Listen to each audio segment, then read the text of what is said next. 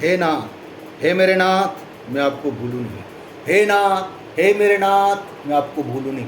हे नाथ, हे मेरे नाथ, मैं आपको भूलूँ नहीं। वसुदेव सुतं देवं कंस चाणूरमर्दनं देवकी परमानंदं कृष्णं वंदे जगद्गुरुं। कृष्णाय वासुदेवाय देवकी नंदनाय च नंदगोपकुमाराय गोविंदाय नमो नमः। प्रिय गीता प्रेमियों, गीता माधुर्य के पाठ के अंतर्गत आज हम 16वें अध्याय का प्रारंभ कर रहे हैं। आइए सम्मिलित होकर के श्रवण और मनन करें। ओम श्री परमात्मने नमः। 16वां अध्याय। श्री भगवान वाच, उस अत्यंत गोपनीय बात का अधिकारी कौन होता है भगवान? देवी संपत्ति वाला होता है भैया। तो देवी संपत्ति वाले मनुष्य के क्या लक्षण होते हैं?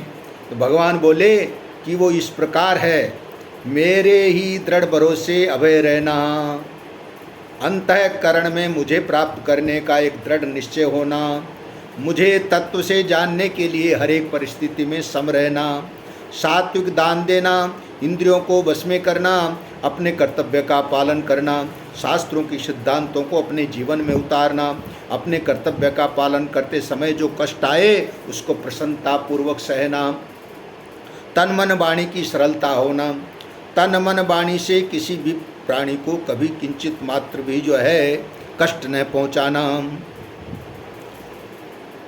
जैसा देखा सुना और समझा वैसा का वैसा प्रिय शब्दों में कह देना, मेरा स्वरूप समझकर किसी पर कभी क्रोध न करना, सांसारिक कामनाओं का त्याग करना, अंतःकरण में राग द्वेष जनित हलचल न होना, चुगली न करना, संपूर्ण प्राणियों पर दया का भाव होना, सांसारिक विषयों में न ललचाना, हृदय का कोमल होना, अकर्तव्य करने में लज्जा होना, चपलता यानी उतावलापन न होना, शरीर और वाणी में तेज प्रभाव होना और अपने में दंड देने की सामर्थ्य होने पर भी अपराधी के अपराध को माफ कर देना, हर एक परिस्थिति में धैर्य रखना, शरीर को शुद्ध रखना, बदला लेने की भावना न होना, अपने में श्रेष्ठता का भाव न होना।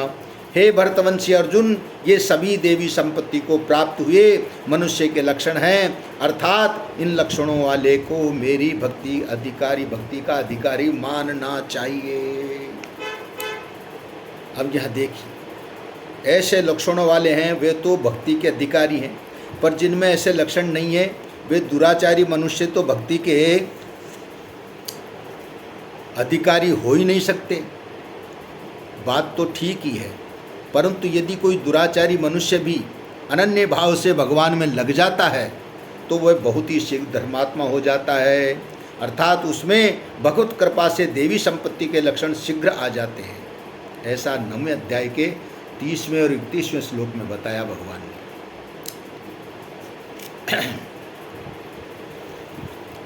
अधिकारी कौन होता है भगवान? आसुरी संपत्ति वाला। अनाधिकारी होता है आसुरी संपत्ति वाला और अधिकारी होता है देवी संपत्ति वाला। तो आसुरी संपत्ति वाले मनुष्य के क्या लक्षण होते हैं? भगवान कहते हैं इस प्रकार है, दंभ यानी दिखावटीपन करना, घमंड करना अर्थात ममता वाली चीज़ों को लेकर अपने में बड़प्पन का अनुभव करना, अहमता वाली चीज़ों को लेकर अभिमान करना, क्रोध करना, मन वाणी बर्ताव आदि में कठोरता रखना, सत असत कर्तव्य आदि के ज्ञान यानी विवेक को महत्व नहीं देना। हे प्रथानंदन, ये सभी आसुरी संपत्ति को प्राप्त हुए मनुष्य के लक्षण है, अर्थात इन लक्षणों वाला मनुष्य प्राय मेरी भक्ति का अधिकारी नहीं होता। इस देवी और आसुरी संपत्ति का क्या फल होता है भगवान? देवी संपत्ति मुक्ति देने वाली है और आसुरी संपत्ति बांधने वाली है। परंतु हे पांडव, तुम्हें शोक चिंता नहीं करना चाहिए। क्यों? क्योंकि तुम देवी संपत्ति को प्राप्त हुए हो। आसुरी संपत्ति बंधन कारक कैसे होती है भगवान? इस श्लोक में दो तरह के प्राणियों की सृष्टि है, देवी और आसुरी। देवी संपत्ति को तो मैंने विस्तार से कह दिया। अब हे पार्थ, तुम आसुरी संपत्ति को विस्तार से सुनो। आसुरी संपत्ति वाले मनुष्य किस में प्रवृत्त होना चाहिए और किस में निवृत्त होना चाहिए उसको नहीं जानते, तथा उनमें न तो सोचाचार यानी बाह्य शुद्धि होता है, न सदाचार यानी श्रेष्ठ आचरण होता है, और न सत्य पालन ही होता है। उनमें सोचाचार आदि क्यों नहीं होते हैं भगवान? उनकी दृष्टि ही विपरीत होती है।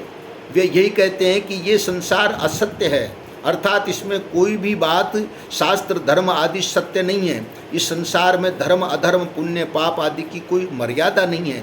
तो इस संसार को रचने वाला कोई ईश्वर नहीं है, किंतु स्त्री को पुरुष की और पुरुष को स्त्री की इच्छा हुई तो दोनों के संयोग से यह संसार पैदा हो गया। इसलिए इस संसार की उत्पत्ति का हेतु काम ही है, इसके सिवाय और कोई कारण नहीं है। उन आसुरी संपत्ति वालों के कर्म कैसे होते हैं? उपयुक्त नास्तिक दृष्टि का आश्रय लेने वाले वे लोग अपने नित्य स्वरूप आत्मा को नहीं मानते। उनकी बुद्धि तुच्छ होती है। उनके कर्म अत्यंत उग्र यानी भयानक होते हैं। वे जगत के शत्रु होते हैं। ऐसे मनुष्यों की सामर्थ्य दूसरों का नाश करने के लिए ही होती है। श्री कृष्ण गोविंद हरे मुरारे, हे नाथ नारायण वासुदेवा। वे कभी पूरी न होने वाली कामनाओं का आश्रय लेकर के दंभ अभिमान और मद में चूर रहने वाले तथा अपवित्र नियमों की धारण करने वाले मनुष्य मोह के कारण उनके अनेक दुराग्रहों को पकड़कर संसार में विचरते रहते हैं। श्री कृष्ण गोविंद हरे मुरारे, हे नाथ नारायण वा